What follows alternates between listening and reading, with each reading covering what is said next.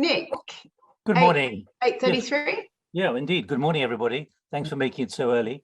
It's a bit like being in Glasgow. All that's missing at the moment is a security queue.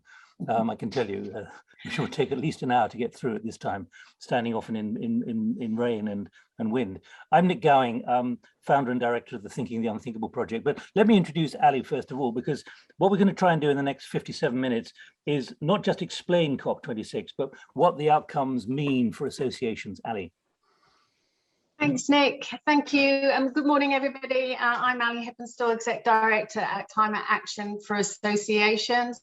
A whirlwind of activity went on in Glasgow a week ago for over a 2-week period.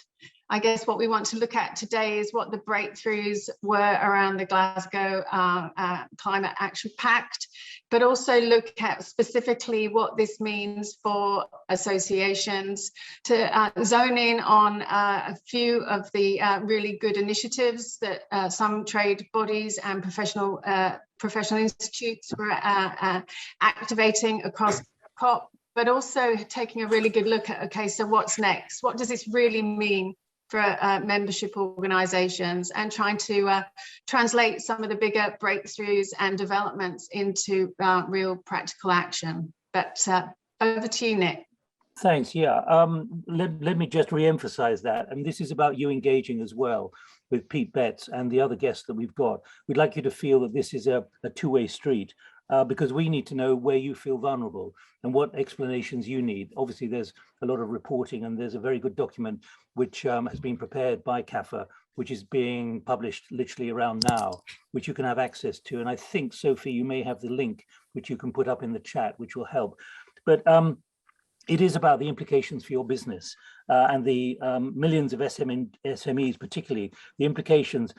For a lot of them out there, it's actually a mystery what really has happened, because they're trying to work out what the relationship is between climate change, the climate emergency, and them running their store or their workshop or whatever. So it's about trying to understand what more is needed and the kind of messages that Pete and others can take back to Number 10 and also to Whitehall. And obviously, there's the issue of so much is overwhelming many organizations, whether small or large, not just with the climate emergency and the uncertainties and understanding the science, but also because of COVID and Brexit and even just remaining in business. I don't have to say all that to you. So the challenge really is enormous.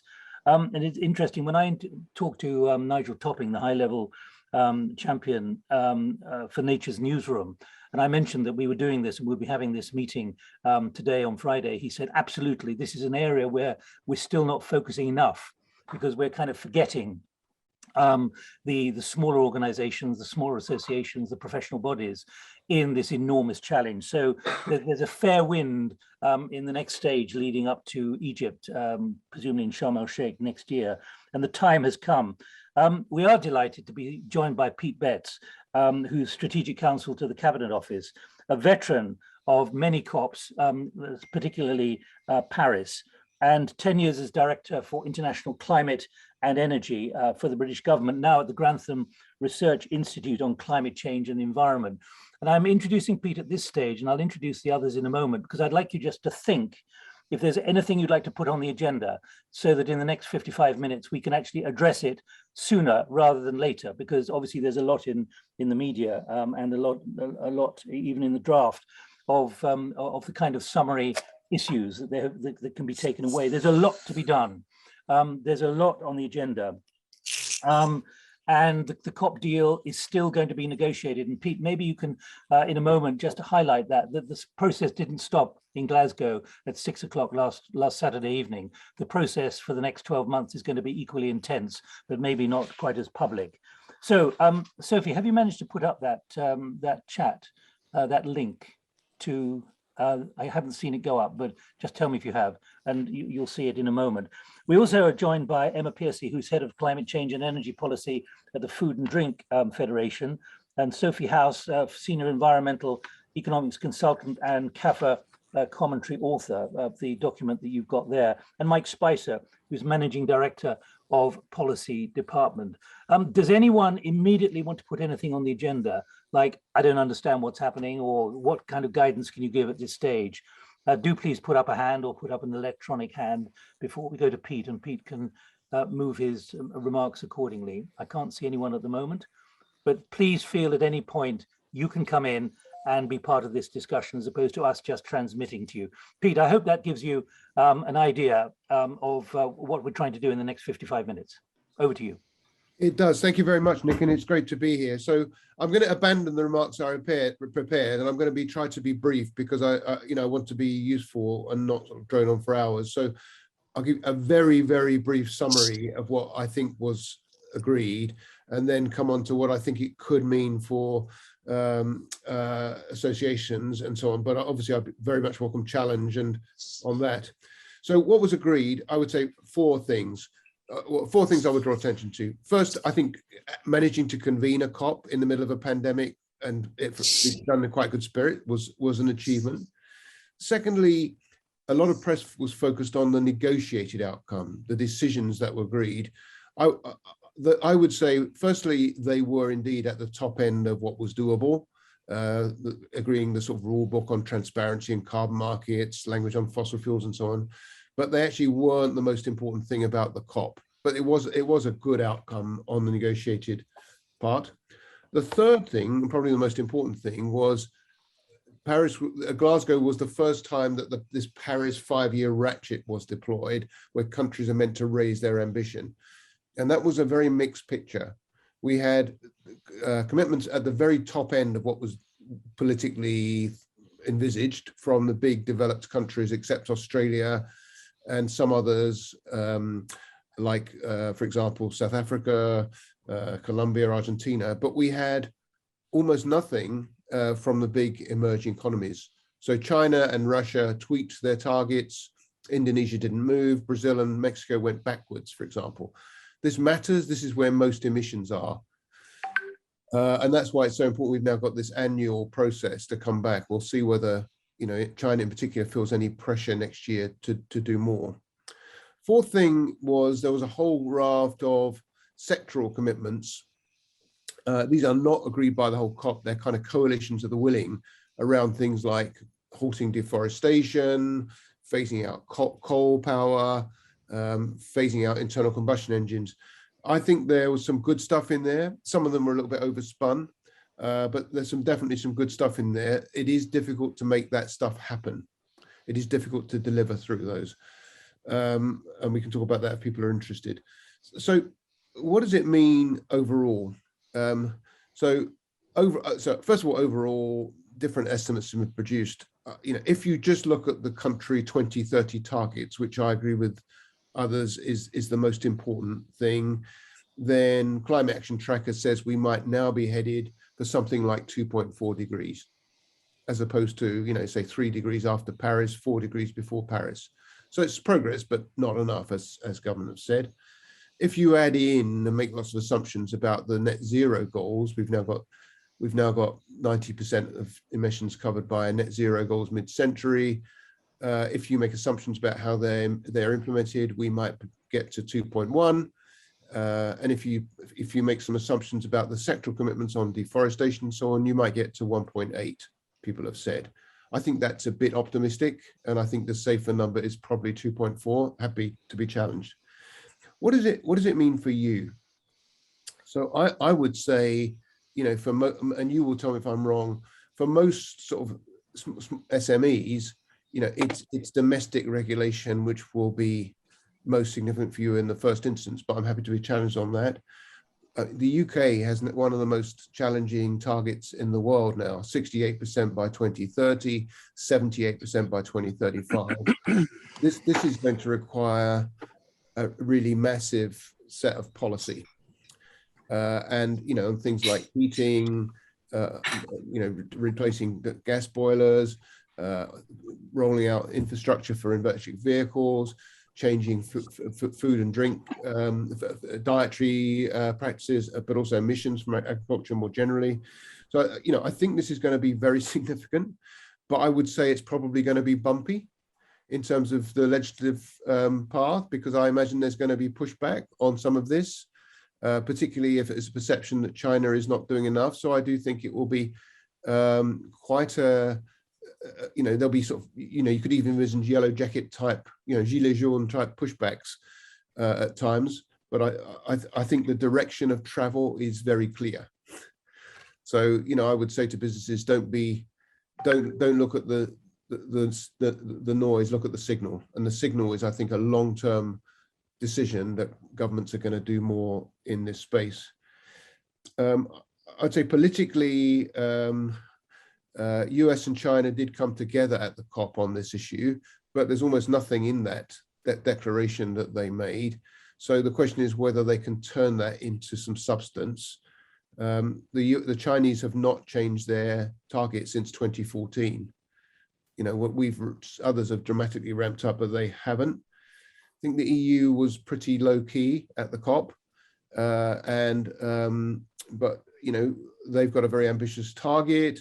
I think the border adjustment mechanisms conversation is likely to start to get more momentum, particularly if China don't move. The thing that surprised me about the COP politically was there wasn't more anger and unhappiness in the developing world. I thought that would blow up in the COP, and it didn't for various reasons. But I think we could see that coming very strongly in the next few COPs around things like adaptation and loss and damage. I think, again, for businesses, there was quite a lot of conversation about how do you improve reporting and transparency and rigor of businesses' commitments, including their net zero commitments. There isn't really yet clarity on how that's going to be done. So we've got proposals for standards for financial institutions that are going to be developed by the International Standards Board. That's just starting. We saw the Secretary General announce that he would establish an expert panel to look at this whole area of the sort of rigor of commitments, but that's still being thought through. So I do think there's, a little bit of work still to be done to clarify for businesses, what good looks like in this area. We agreed the rules around carbon markets, but they don't relate to the voluntary carbon market. They relate to the regulated market. So again, they will probably raise expectations about the norms that should be applied in the voluntary market, but there aren't actual standards as such in the voluntary market requiring you, for example, to introduce so-called corresponding adjustments against double counting. A bit technical there, but so I do think there's probably quite a turbulent landscape that businesses will have to operate in, not just on the regulatory front, but more pressure from investors, more pressure from customers, more pressure from supply chain, even more pressure from employees. But at the same time, a slightly, signs of pushback on the agenda. I'll shut up in a minute because I want to hear from others. But just final thing, I think the forest announcement was quite significant because it contained not just more public money and more carbon finance to help countries reduce deforestation. It also had a thing called FACT, which is a supply chain initiative involving governments in forest countries and in developed countries, but also the supply chain for agricultural commodities produced from forest countries. And the goal is to move towards deforestation-free production of these commodities, palm oil, soy, cocoa, and so on. And I think that will, if it really gets up steam, will start to change the expectations and ultimately the sort of regulatory environment for imports of these agricultural commodities, which are used in many food and drink products. So I think that is an example of one of these sectoral commitments, which, if it really gets going, will have implications for small businesses. So I've talked enough, bit of a ramble, but I hope useful. No, not at all. Very, very sharp and very pointed. Can I pick you up immediately? is there an acceptance of the urgency? You know, given the IPCC report, given what Rockström is saying, Johan Rockström from the Potsdam Institute, talking about we're at the limit of planetary boundaries. Do you think the kind of organizations we've got on this call and many others beyond really understand the urgency, that it's not just about 2050, it is about 2028, 29, and things have got to be done quickly as opposed to incrementally? It's certainly got to be done urgently. And I think that I can't speak for whether people get that, but it isn't. We've got to move fast, and we've got to pull all levers at once for 1.5, and that's what, I'm not speaking for the government in any sense, but UK Climate Action Tracker will say the UK targets are amongst the most stringent in the world. So this regulation is coming within the UK. So, whether in a way whether companies accept it or not, it's coming. So much better to be on the front foot and be in a position to shape it and be managing it rather than be sort of a recipient of regulation. All right, I've already got Mervyn and Nathan want to come in. Let's keep the dialogue going. Pete, stay with us. Mervyn, please, and please introduce yourselves wherever you come from. Yes, good morning, everybody. Mervyn Pilley, I'm the director of the Energy Services and Technology Association. So we are a trade association based around energy efficiency solutions primarily for the commercial non-domestic sector.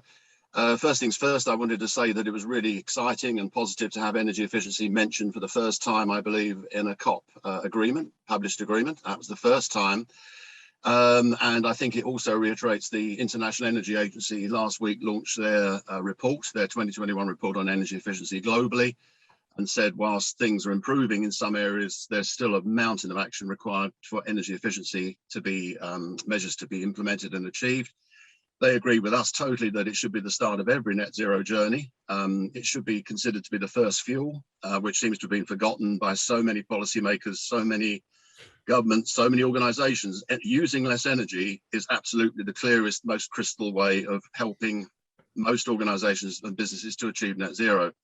So that's really encouraging. On the disappointing side, obviously, as we're already finding out, there are some of those agreements have been, I think it might have been Indonesia who queried the deforestation agreement, having signed up to it and then sort of slightly backtracked. And this morning we've seen on the BBC information about Brazil and the deforestation figures that weren't released from a report that was published on the 27th of October and only just been released post-COP. So concern about things that have been agreed, but on the whole, I tend to agree with Pete. I think COP was as positive as it could have been.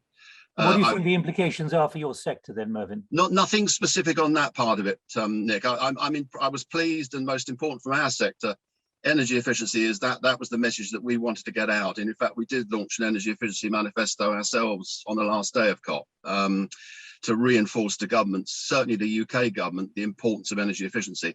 I would add a few points, if I may, and I'm not going to spend a long time on each of these, but briefly.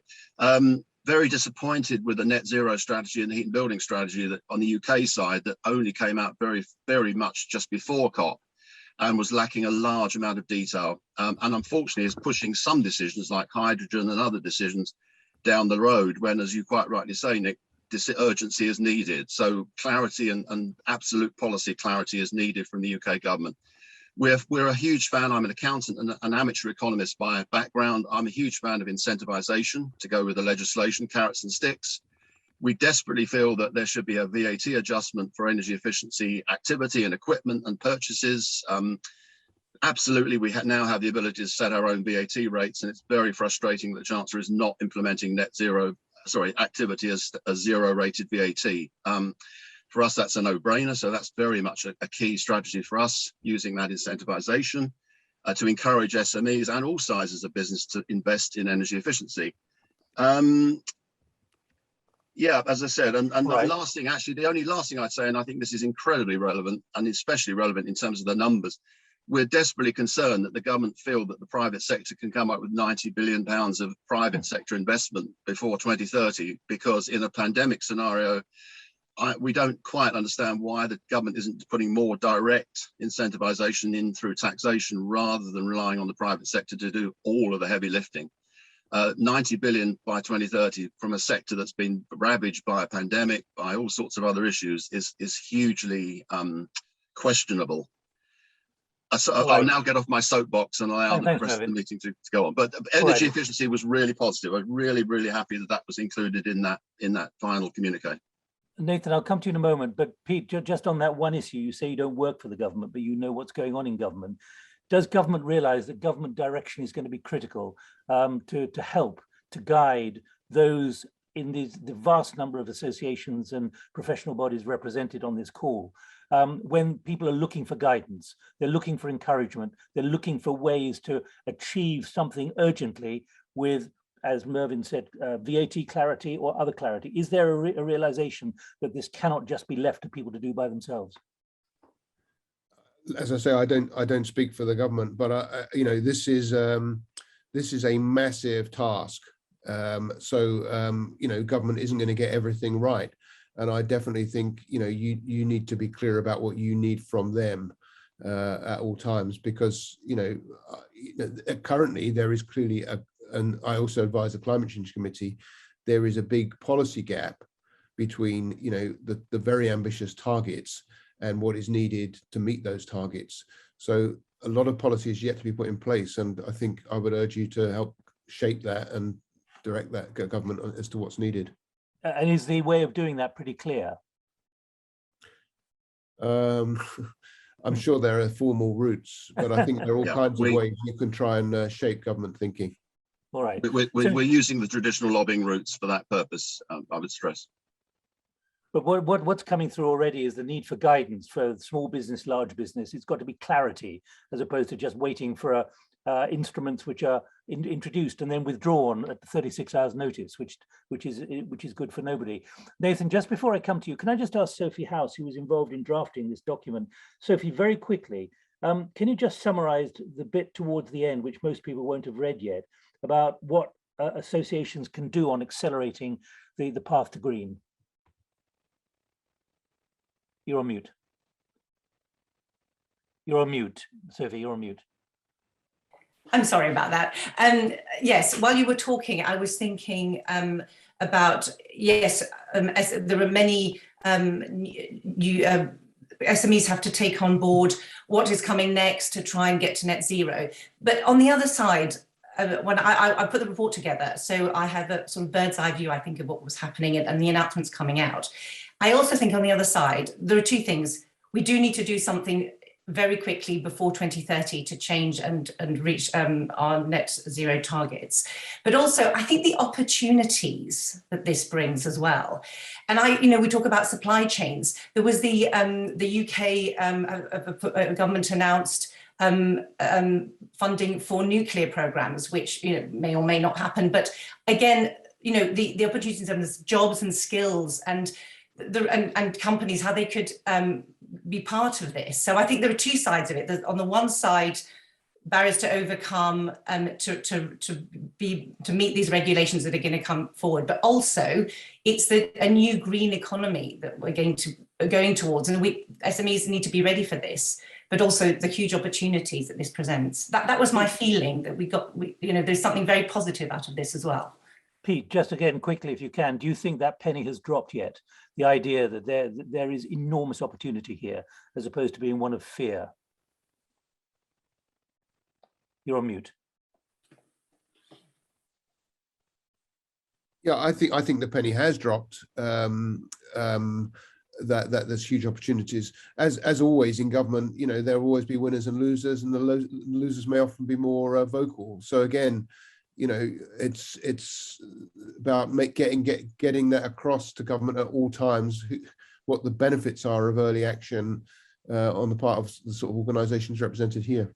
Okay, Nathan, please, and anyone else, do come in, because we've got half an hour to run, and I don't want you all to put up your hands at 25 past. Nathan. Yeah, I just wanted to expand on. Tell us where you're from. Oh, sorry, I'm Nathan Bennett. I'm head of public affairs for Renewable UK. We're the Trade Association for Clean Energy.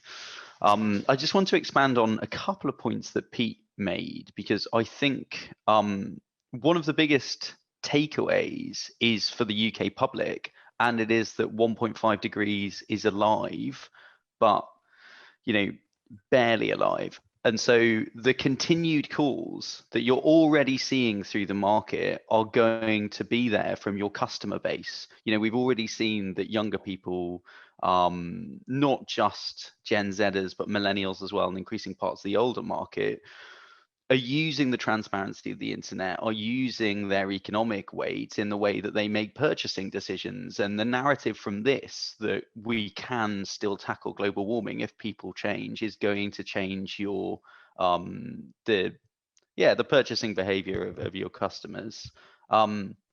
Secondly, the wider systemic takeaway from government of this, I think you are going to see positively a government shift towards delivery now, and that's for two reasons. Firstly, we're moving towards further down towards the election cycle, so the government will want to have tangible outcomes of many of the targets that it set last year.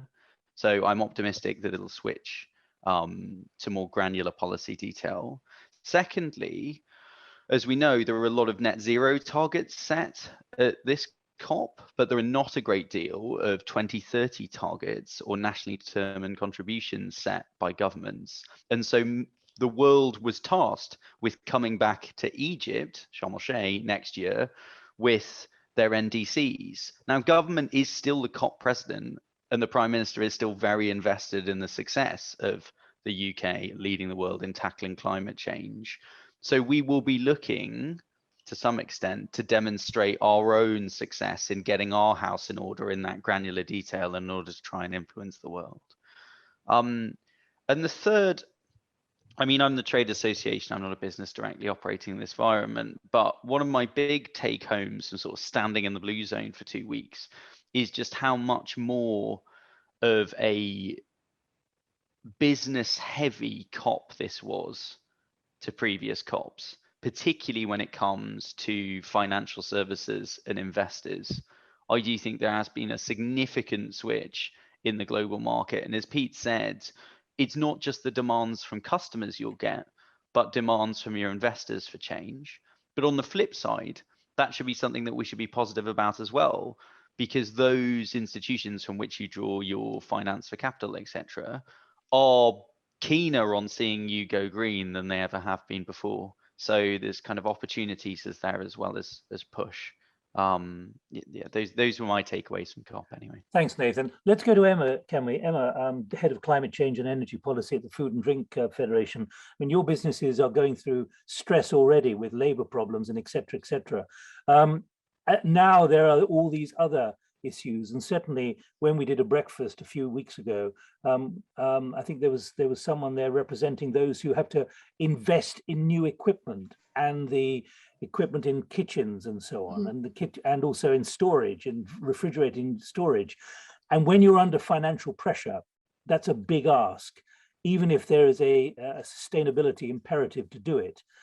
In other words, can you just quickly highlight the stresses that there are in your sector about how to handle the enormity of this, given the kind of investment lead times and the expectations of changing the technology to make it more sustainable? Well, I mean, that's quite a detailed question. I think I might need to step back from that slightly and give a... But you see where I'm taking you? Well, I mean, there are plenty of challenges, you know, which of course, you know, all sectors have, and you know, around financing, and how do you get past the sort of investment threshold to get these things done, in terms of looking at your scope 1 and 2 emissions, your on-site energy. I mean, these are the challenges of finance, particularly in this COVID pandemic and the stresses that's put on businesses. You know, for food and drink, of course, you've got challenges around Brexit. So there's plenty on the agendas of boards to be focusing on. And, you know, what we can see, of course, is a very sort of short-term perspective of dealing with these problems here and now. You've mentioned driver shortages. But I think, you know, sustainability has remained, you know, on the agenda as well. But I think, you know, it's been quite hard for food and drink manufacturing when, for example, you look at the breakdown of emissions of the food that is consumed in the UK, and actually only 6% of those emissions come from the manufacturing site itself.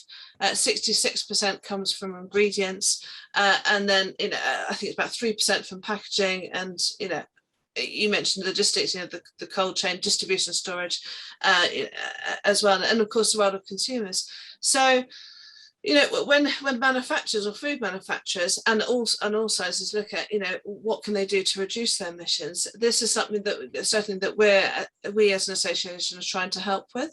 And just last week during COP then announced a handbook for net zero for manufacturers. So specifically looking at SMEs, this is where it's sort of aimed at actions they can take, the influence they can lever at each part of the supply chain.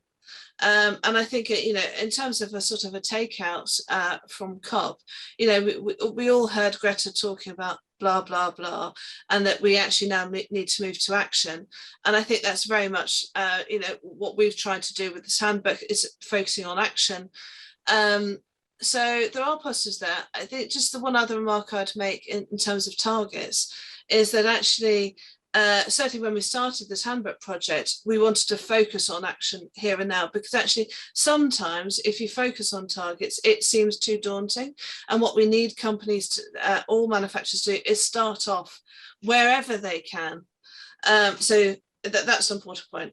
But I would nevertheless say with food in terms of 2030, looking at a whole farm to fork perspective, and that is that, you know, I think we are coming together around Courtauld. That's the one set of sort of targets that actually spans the full supply chain. And they've got a target of 50% reduction on the full system emissions by 2030. So I think that, you know, there's a lot to be positive about, and a lot of other developments alongside.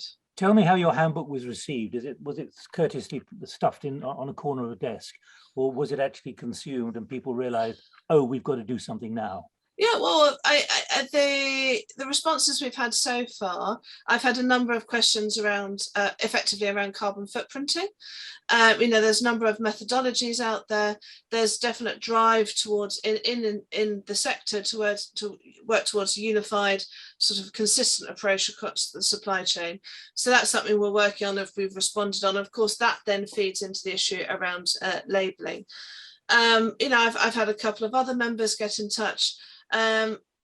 Quite surprisingly so, and actually going to present at some of their board meetings, or a couple are coming up. So that's it sort of really elevated it, I think. And yesterday, I think we had about 150 sign-ups to our launch. It was a run through with the consultants. So you know, I don't think I say it's not a slow burn, but these things, you know, it's a big document. I'll post it shortly. 60, 70 pages. It takes time to digest.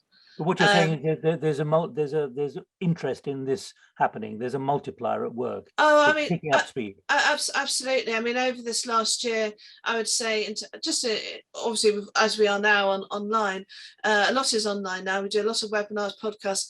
I think, you know, the net zero aspect tends to be probably one of the most popular. And you know, it's through membership calls actually that we've really been able to drive this agenda. Okay, so you know, I think it's really about providing people with some direction, some tools to start getting on with. We can't provide all the answers now, and of course there's a lot outside of our own sort of business's control, but you know, it's the collaboration piece was another one of the calls, I think, from COP around action and collaboration, you know, and a whole systems approach is what we need to work to try and move this forward. It's not just anyone's responsibility, of course, it's all us together, and we can only fix it kind of all together. Mike Spicer from Policy Department, do you want to pick up any of the points that Pete's made, and also what you were hearing from Emma and Nathan as well? And please, if anyone wants to come in, I can't see any other hands at the moment. We've got 20 minutes to run. Thanks. I mean, the point I wanted to emphasize really was the role that associations have, because they wear several hats, ultimately. So it's an astonishing statistic, but something like 80% of British people are card-carrying members of an association. So being a member of an association is the norm, it's not the exception. So when we talk about what COP means for inspiring communities, as associations, it means ultimately what our role is in all of this. I'd just like to highlight a couple of things. The first, of course, is that associations have a role as community leaders. So we've heard from Emma and others about, it's kind of their role as disseminators of best practice, of guides, of climate action plans and things like that. So helping their members take the practical steps in their own lives, in their own businesses, but also, of course, they're sources of expertise, not only for their own members, but also for government. So as we go through this transition, and one way of looking at the race to zero is it's a forced technological revolution, among other things. And there are going to be frictions along the way. So, for example, when we're moving to new technologies, there'll be frictions around finance.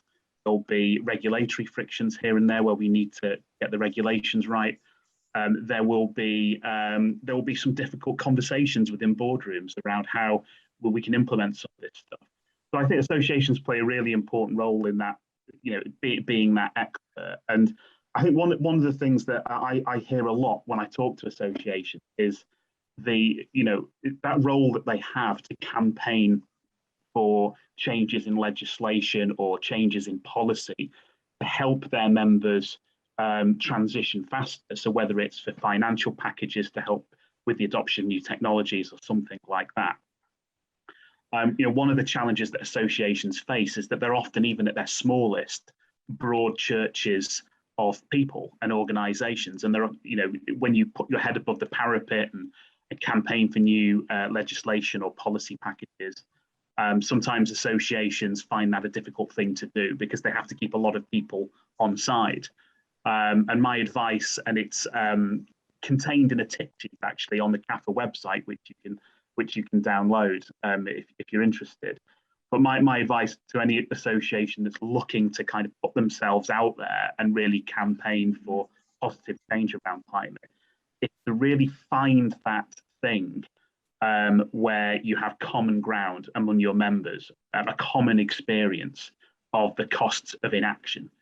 So, for example, I hear about associations that, for example, in logistics, where the major issue there is around transition to new vehicle types, where, for some people, that's going to be a difficult transition to make. But the common ground that their members will have is that at some point they're going to have to work through the finances of that. So if you can find something that you can campaign on positively, whether it's financial support for transition, then if you can identify that, that's the ground you can campaign on. And I'll leave it there. I think just to emphasize really that associations have several roles. Some of them are more straightforward than others, but they have a really important role to play, given the influence they have in our communities. Pete, do you have any kind of clear framing in your mind for the kind of language that needs to be used to sell to a company of 2 people, of 20 people, 200 people, 2,000 people? In other words, to get their imagination, to understand the urgency, the irreversibility of what is happening, and to pick up Mike's point there, the cost of inaction. The cost will be even greater if you are inactive on this. You've got to move. I've been listening very carefully to the very interesting conversation. I can see that in a small business, it can feel utterly daunting and they're grappling with so many other things at the same time. I mean, government is the same in a way.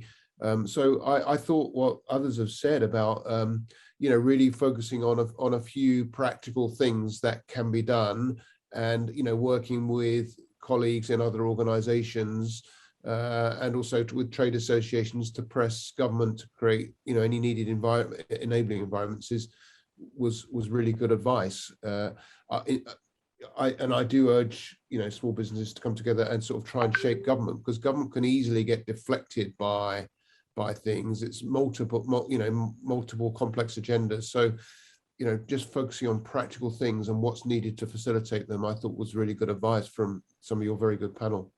But Peter, let's be practical. You're lucky because you don't actually work for government, as you've said several times. But my goodness, you know how it works and doesn't work. Is there a phone number? Is there ready accessibility?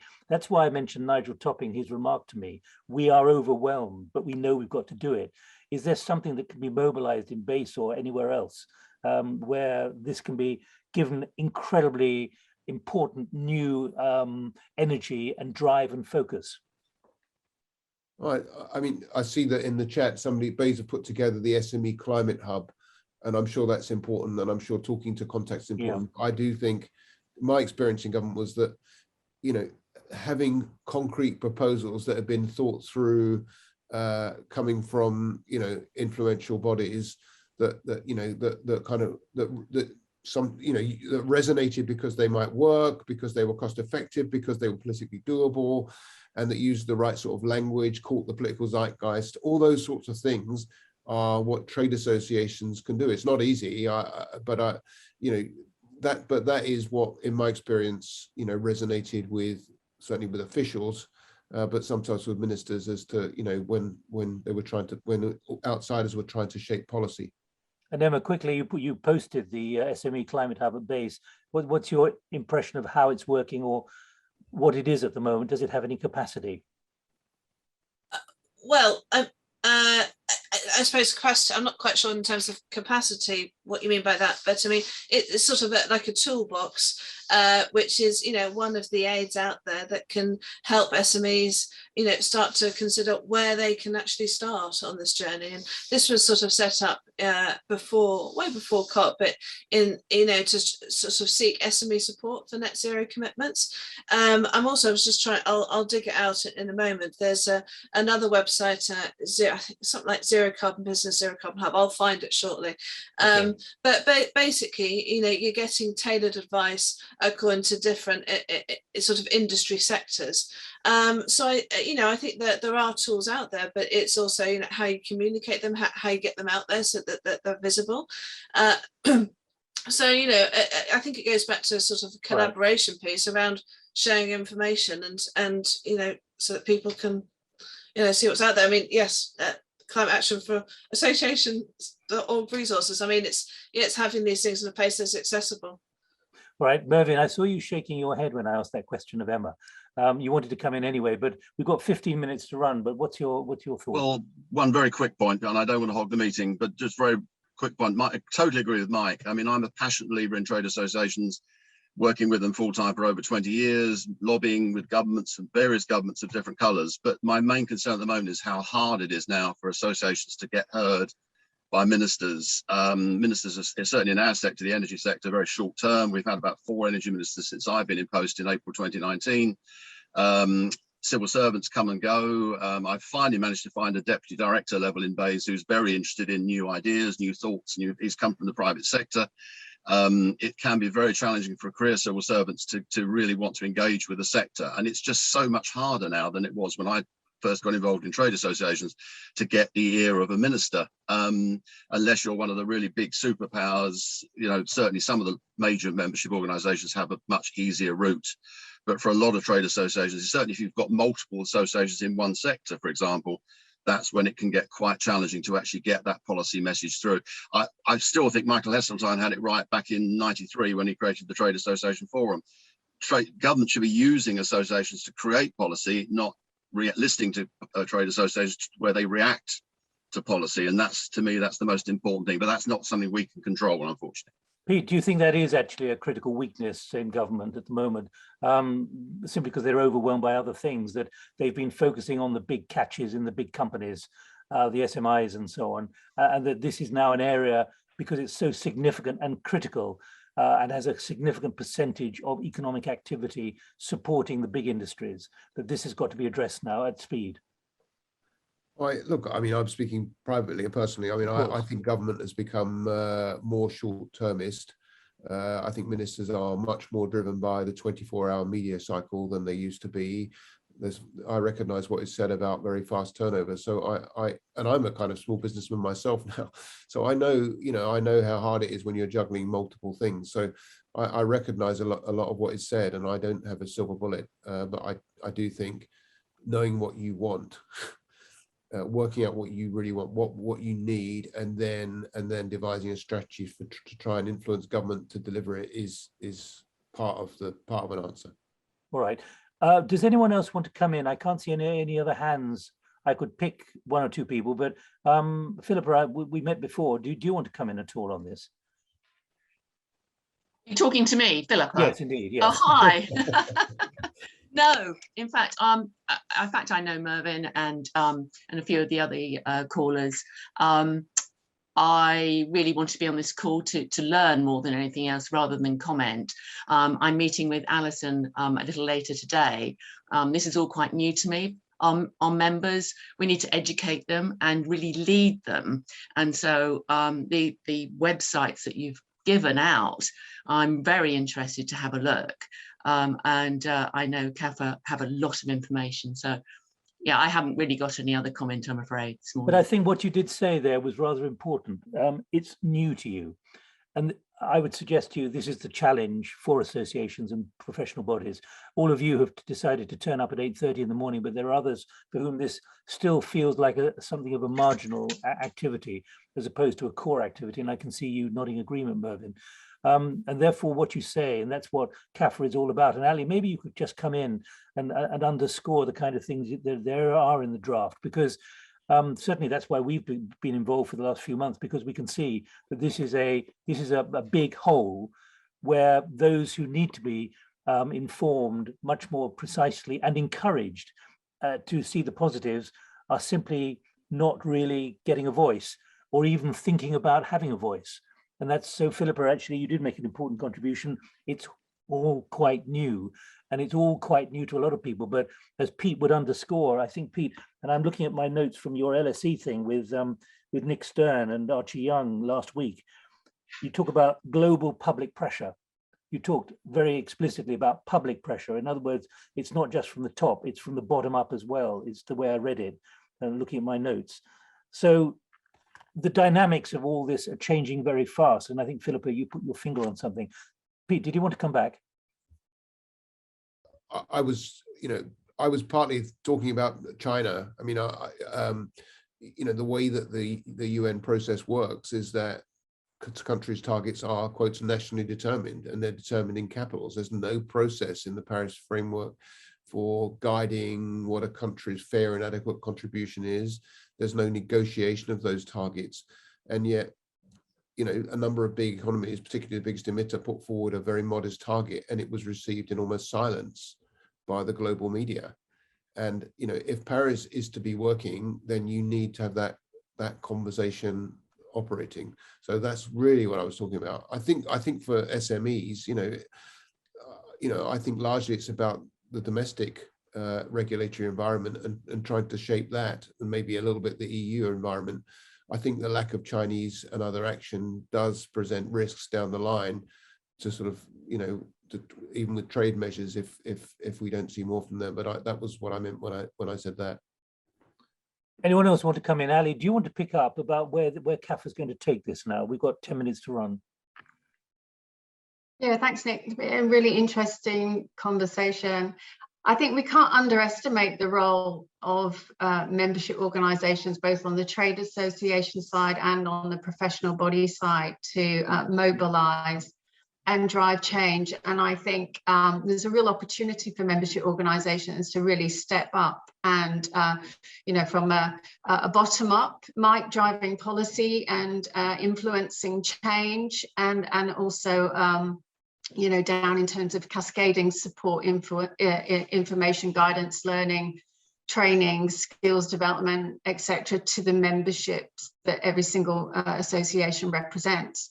I think two things that came out of COP, and I think Nathan nailed it: action and collaboration. I think, again, membership organisations are in a unique position to form coalitions, alliances, get on board with the UN-backed Race to Zero campaign, alongside many others. We've seen a lot of splintering of business coalitions that have come out of COP, which have been really interesting. So I think there's a lot of business movement, despite what's going on at sort of national country level. I guess it's all about policy and incentives and who's going to pay for it. I was at the IOD yesterday at the finale of the net zero bus that was run by Planet Mark yesterday, and they've actually engaged with thousands of SMEs over the last few months in the lead up to COP26. And the IOD themselves are running a survey of their membership around climate action, and is the 1.5 still alive, and what their members need to do. And the head of policy there, the results are it's not the reason why small businesses and the majority of small businesses within their community aren't taking action yet is for no other reason than around feasibility and knowing how to do it and having the bandwidth to do it. It's not through lack of want or need. And I think there is definitely real true business ambition and an understanding of what needs to be done. And I think professional bodies and trade associations really have an opportunity to grab this climate emergency and turn it into something that is a really positive thing. We can exert influence and change. But I think the most important thing is to actually start with the age-old question that I think sometimes it gets missed is what do your members need from you to drive that change, and actually ask them and drive that conversation and respond and do whatever it takes to provide the information and learning and guidance. We've got some friends on the call and colleagues from the CIPD today, and obviously they represent HR and the people profession. There hasn't been much mention of skills and skills development and what is required of organisations and by organisations, businesses and the public sector in relation to skills and development. And the people profession play a massive role in this. So I'm really looking forward to having further conversations with CIPD, and again, opportunities for them to collaborate and drive policy and change from a skills and sectoral level. But I think finally it's around systems change. Membership organisations have the opportunity to drive real change across sectors and systems and exert influence, not just on a national UK level, but on a global scale as well.